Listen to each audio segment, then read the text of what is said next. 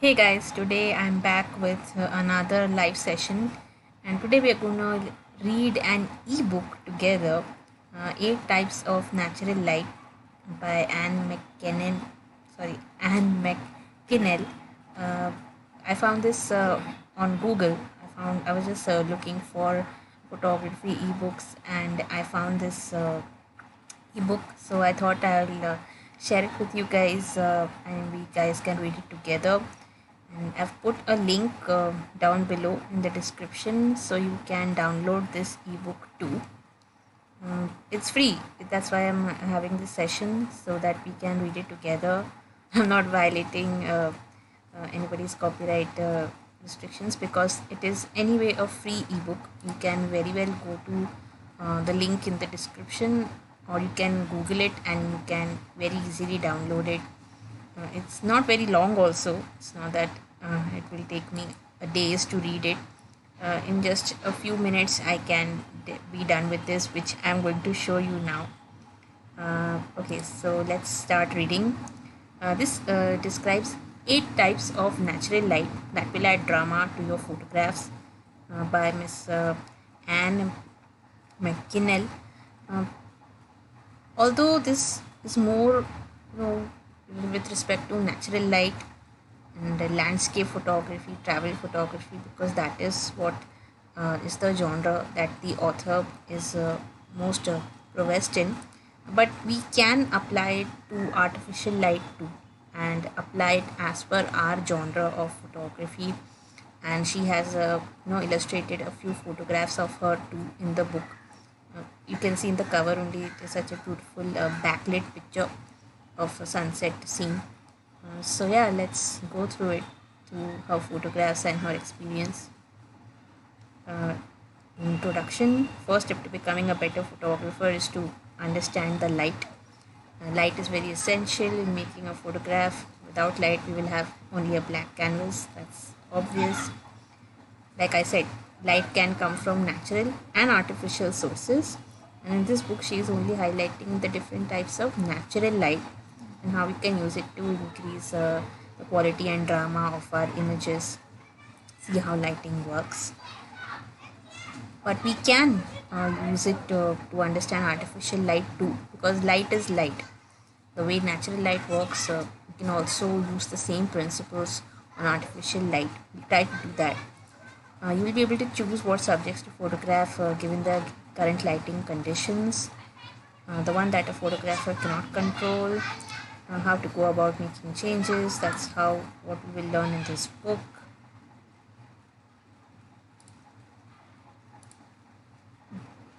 Smaller. Uh, to get the most out of this book, she has a few images on hand where she illustrates her photos on each concept. And when we discuss particular types of light, look at your selection of images and determine what type of light is present when you made them. The tips will help you understand what you can do under specific conditions to improve your images. You may even discover what type of light you prefer in your photos. Okay. The first one that she starts with is backlight. As the name suggests, backlight means your subject is being lit from behind them. That is, the light is falling on you as a photographer. Okay, uh, this is the author's favorite type of light because she's drawn to the deep contrast between the highlights and shadows. Backlit photos will obviously give you high contrast because since the subject is not lit, you are likely to get a silhouette. Okay, most likely to get a silhouette, so the subject will be black and the background will really stand out. You can create silhouettes, that's what is written here. And you can also catch particles of air creating beautiful rays of light. Also, if it is raining, backlight images look good because the raindrops really stand out in these lighting conditions. If your subject is translucent, like flowers, leaves, the light will shine through them and give a very good glow to them. This is very effective if we have a dark background like this image. These buildings are silhouetted, even the boats, but it clearly gives us what kind of a scene, what kind of a feel it was to have been there in that location and photograph this. Okay. There are two difficulties a photographer encounters with backlight: getting the correct exposure and dealing with lens flare. Okay. Correct exposure, what do you mean by that? When the scene contains a great contrast between light and shadows, like this silhouette, your camera will be unable to expose for both. You have to decide whether the light or the shadows are most important. If your subject has to be in the light, then you can can let the shadows go black and create a silhouette. But if the subject is in shade, you can expose for the shade to retain detail. Highlights go white. So guys, this is totally your choice about what you want to highlight. Like in this image, if I would have focused on these buildings, and these buildings would have been properly exposed and not been black like this, and your sky and water would have been overexposed. It would not have been this orange, maybe a very bright yellow or white color, it depends. So if you want to show the buildings, then you can do that. But if you want to show the sky and the drama, it's all up to you what you want to show in your image. One tip is to use the exposure lock button on your camera to meter the right kind of area that you want to expose. So you have a back button focus button. Back button focus will kind of lock your focus when you are shooting, so you don't need to focus again and again. And if while shooting, if suppose you focus on the wrong focus point and you are not able to create the scene that you want, then back button focus can be of very good use. Lens flare. When we photograph directly in the sun, now since we are doing backlit photos, like I said, the sun is directly gonna hit the photographer, so it's gonna directly hit the camera, so you're likely to get lens flare. So when you have lens flare, if you have any dust in your lens, those spots can show up, or you can get just a speck of light at one place which can be too bright, too highlighted. So to correct that, the author suggests to use a lens hood, which can reduce the likelihood of getting lens flare. Okay, and if you don't have a lens hood, then you can use your hand or your hat or cap to just shade your lens, and that should help you out. Another tip is you can place yourself in such a way that the sun is behind the object, like behind the tree or behind the building, so automatically the flare will be reduced. And it's not always a bad thing, you can use it creatively. Like in this image, we are getting this sun speck here, but what she's done is she has used a small aperture, meaning a high f number, so that you get the sun star and not just one blob of light at one place. Okay, you can do that. And don't forget to check your histogram to see how much of your photo will be in darkness and how much will be light. Again, if you are clicking a silhouette, you will not get that proper bell curve in your histogram, so make sure you read it properly. If you are clicking a silhouette, it's bound to be underexposed, but see how much of the part you want it underexposed. Okay, can do that. Next type of lighting is side light. Like backlit was lighting the subject from behind them. Side light is lighting the subject from any one side. Okay. This type of light is the best because it really exposes your scene properly and very dramatically. Like in backlight, a part of your image will be in shadow, the part that is backlit. But in side lighting, your image can be properly exposed as well as have good highlights and shadows in it. Okay, it only hits one side, casting a shadow on the other. This is thought to be the most pleasing type of light in landscape photography because of the contrast, the lights and the shadows. Here you can see light is coming from this side, so you get highlighted areas too and some areas in shadow. Again here, this is side lighting. Okay. Front light. Obviously this means lighting the subject from in front of his face, directly pointing the light at the subject, so the light is behind the photographer. Okay. This type of light is very good for wildlife or bird photography because you get your bird properly exposed. But in case of landscape photography or travel photography, uh, that this author does not favor that. Front light can give a dull effect to your photos. It can give a flat effect to your photos. Like this, in this, the trees, the buildings, the sky, everything is properly exposed, but it does not have any shadows, any highlights, so there can be a lack of drama in your images. Okay, but like I said, if you are photographing a bird or you just want to photograph a particular object, then you can definitely use front lighting because as you know, the sun gives me hard light. Hard light means the shadows that you get are such pointed shadows. You can see the shadows here. They are thick shadows, not a soft feel, a very hard light it gives you. So front light is good there. Okay, even for birds and wildlife photography, front light is generally preferred. Okay, go next to reflected light.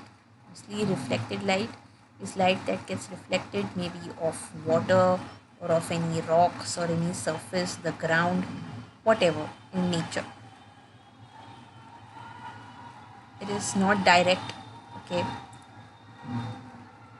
and it tends to take the color of the surface it is reflected off. Like here we have these rocks, so the sunlight is being reflected in this brown, reddish brown color. Okay. Wow, this scene is so beautiful. Just check it out. The water reflects this light and it gives such a beautiful feel to it. Very dramatic results indeed.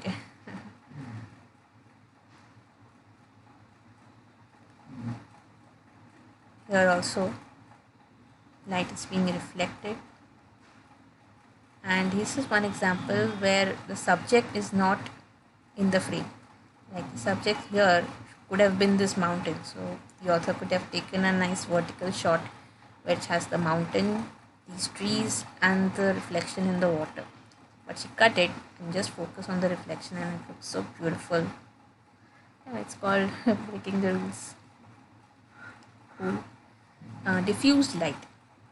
Diffuse light, if you have a very cloudy day, so you don't get direct sunlight, the clouds kind of soften the light, so you get diffuse light, so you're likely to get less shadows.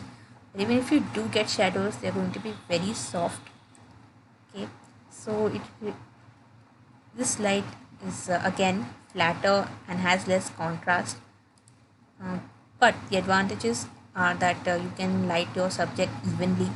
Like here in this flower petal, all these follicles of the flower are properly exposed. Okay, if it would have been a hard sunny day, then only one particular part of the flower would have been in focus, or else I would have to use some artificial light in order to expose it properly. So if it's an overcast day, so get a good feel to your images also. You don't get very hard shadows and your image is properly exposed.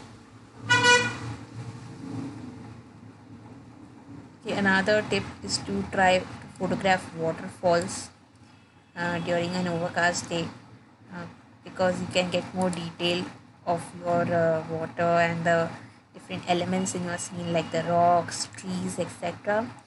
And you will not have to keep a very long shutter speed too.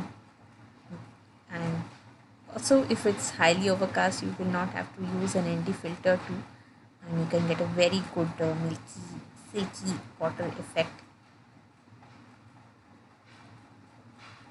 Even for outdoor portraits, the author suggests that uh, soft diffuse light is better because you get less shadows and textures on the skin. Because in hard light, you may lose out on the details maybe of the eyes, or sometimes the subject may squint if there is direct sunlight. So soft light works better for street portraits, outdoor portraits. Okay. And your subjects also tend to look younger because the lines of the face are not highlighted much in soft light. So you can definitely use that. Dramatic light.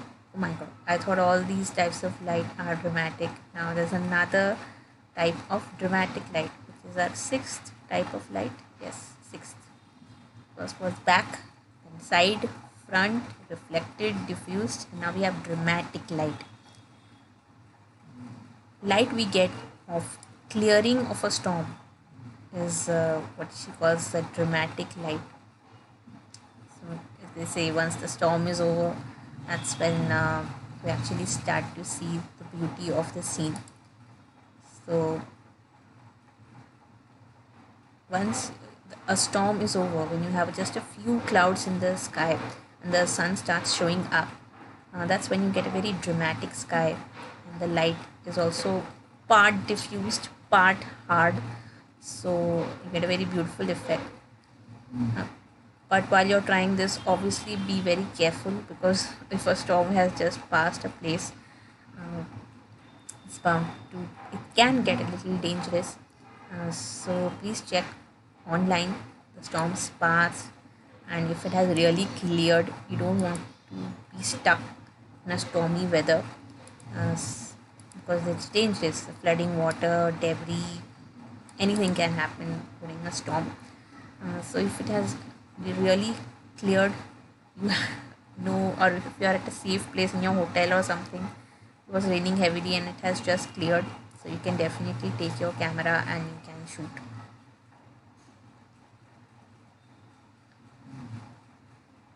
And if it is very windy, there are chances of you catching some dust on your camera, so do be careful. You can put a filter on your lens if it is extremely windy, but my suggestion is, if it's so windy, please be very careful and not take your camera. Like once I remember, I went to see the Sea Link, and just when I went there and set my camera up, it started raining so heavily.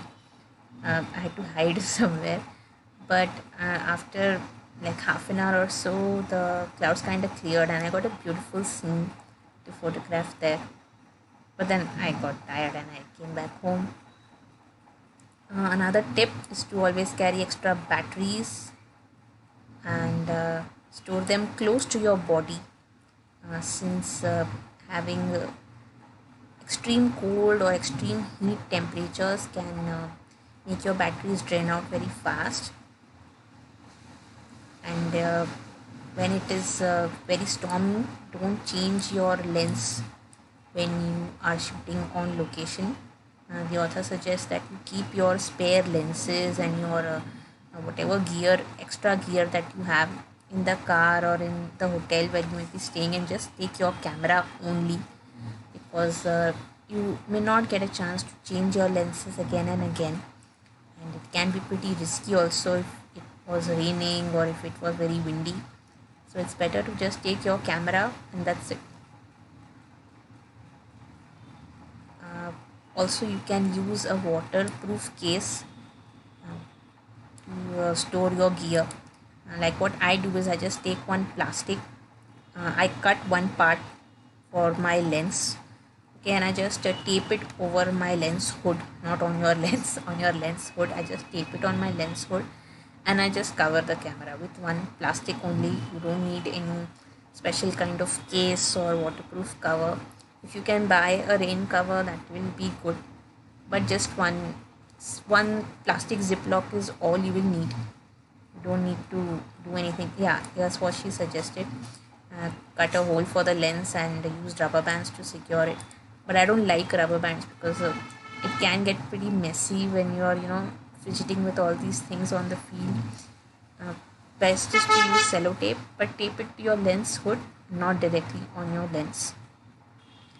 Do carry lots of towels, tissues, and all on the field, so that if at all your camera does get little wet, you can wipe yourself and your camera too. Little water, if it goes in the camera, it's not gonna harm it. Little few drops here and there, it's not gonna harm it.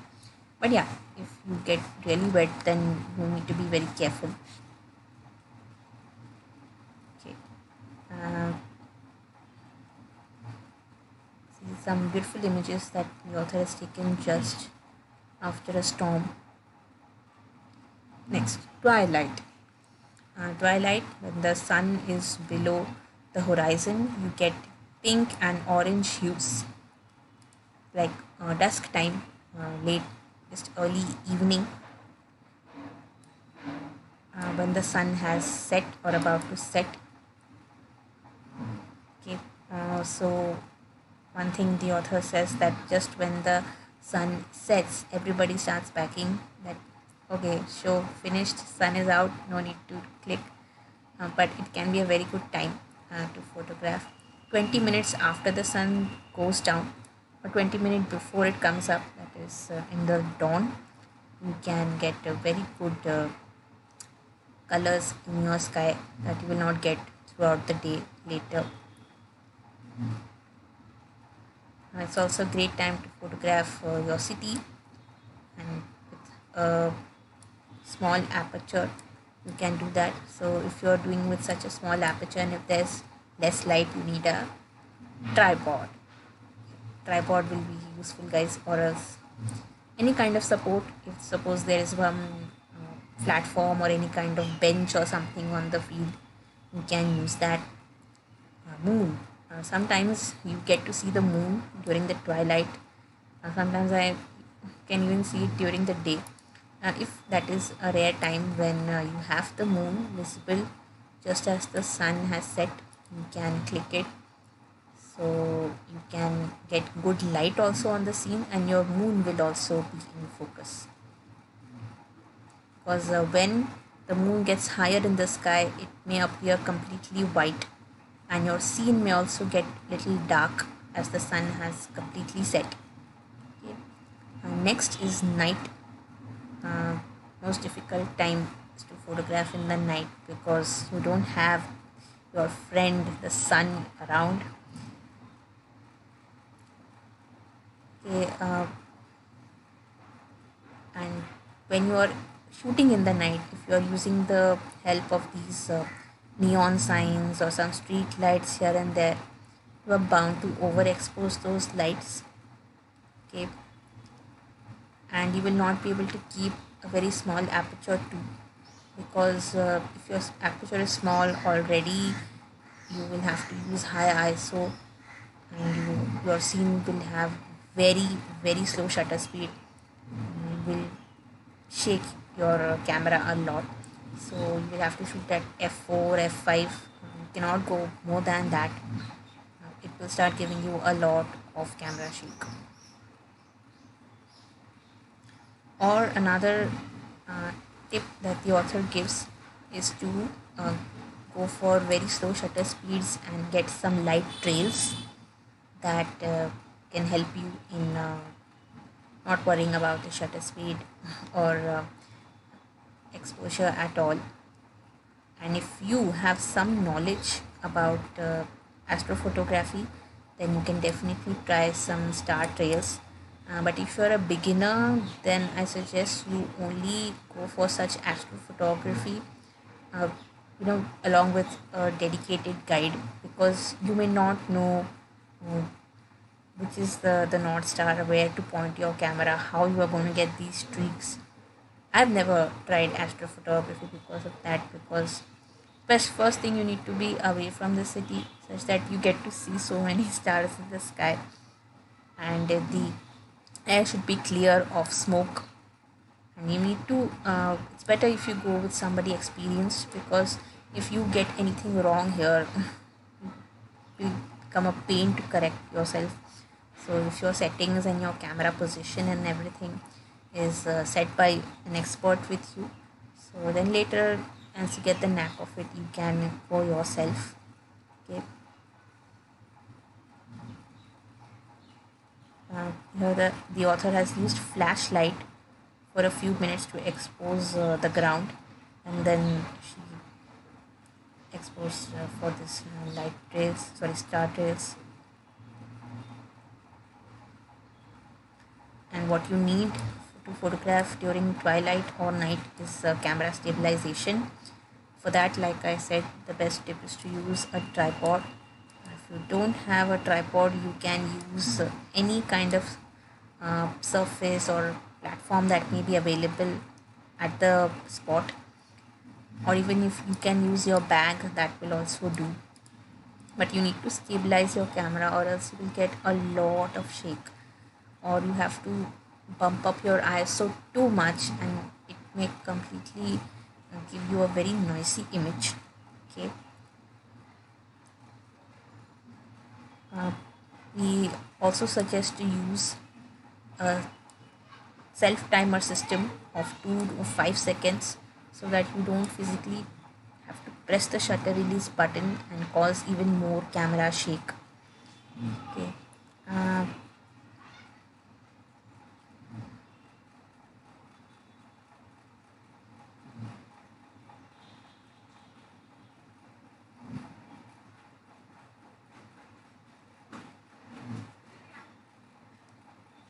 Another trick is to lock up the mirror of your camera. Uh, just go to your camera manual and figure how you can lock up the mirror. And once you do that, you will not get the disturbance of the mirror moving, and so you will further reduce camera shake in your image. But once you do that, once the mirror locks up, you will not be able to view your scene on the viewfinder. So make sure you compose your image first, and then you put the mirror up. And once then you click, you will get minimal camera shake, provided you have your tripod and either a remote or self timer you have set your camera on, and you will definitely improve your you will be able to stabilize your camera better.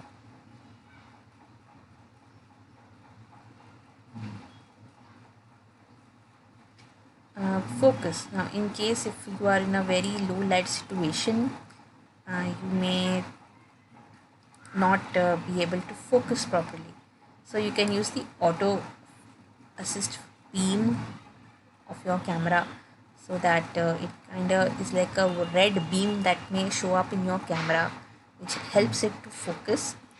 So the beam camera sends that beam into your scene, which can help it to focus and have some contrast to your scene, and then you will be able to focus better. Another tip is to use some kind of light in the scene. If there is some headlight or some kind of neon light that is there, you can focus on that point first, or you can use your mobile phone torch and expose the scene for a while, fix your focus. You can do that too. And another painstaking way is to set your camera before the sun goes down. So once the scene is set, the twilight comes in, you can start clicking as your focus is set. You can first set it on on autofocus. Then once you fix the focus, you can switch it to manual focus, so that you don't change it again and again by mistake. So once the sun sets, you can click away on manual focus and keep your images stable.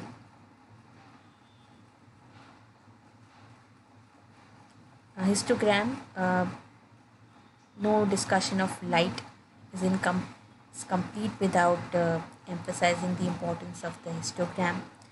uh, Please try to use it. It is not compulsory that your histogram should always show a well exposed image. You should just know how you need to read it. Okay.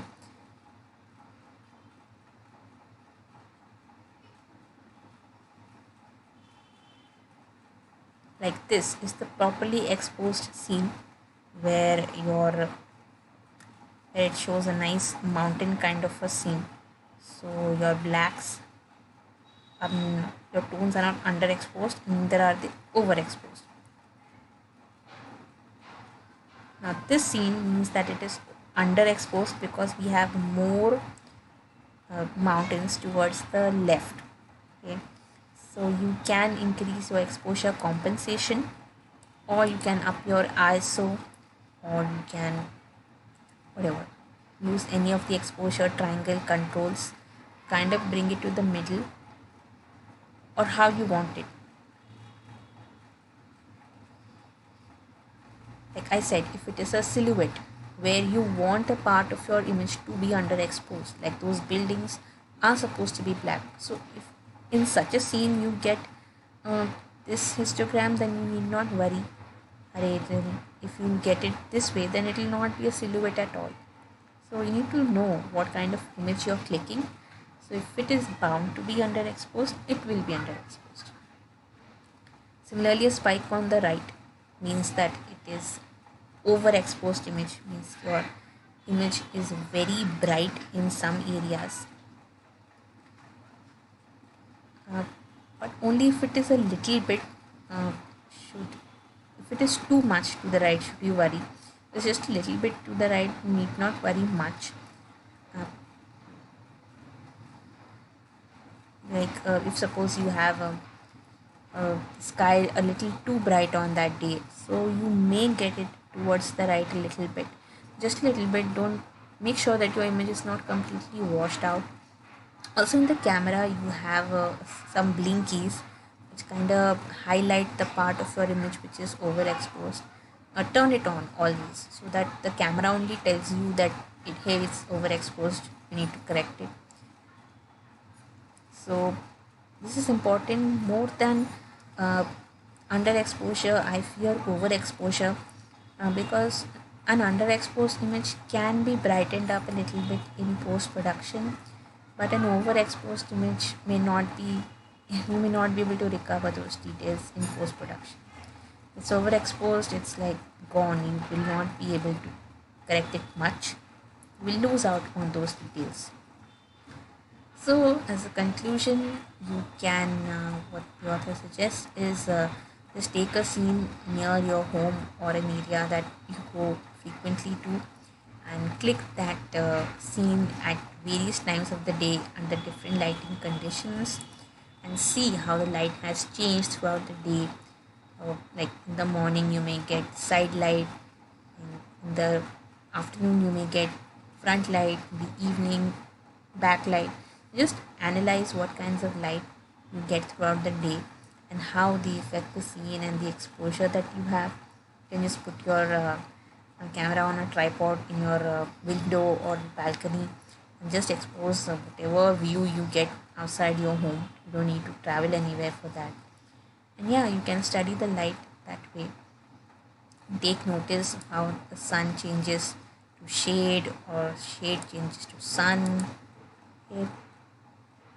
And just next time you go out to photograph, instead of subjects, look for the light. That the light is available to you, tell you what kind of photograph to make. And that's it. This is the author's website and social media, and these are her books. These 3 books she has written are free, and then if you want to delve deeper into her thought process and photography, you can buy her books on her website. It is AnneMcKinnell.com. She also has a blog. Do check her out, guys. She has very good books and write-ups on her website. You will definitely enjoy it. And now, if you guys have any questions, you can ask me right away. Uh, okay, since there are no questions as such, I think we can call it a day. We have read this book thoroughly. It's quite a small book. We can easily finish. We easily finished it in hardly 30 minutes, and even her other books which are there, we can hardly finish them in a few hours and get done with it. So yeah, thank you so much for stopping by, guys, and I hope you enjoyed this book reading session. And do tune in next time when I go live. Thank you so much for watching.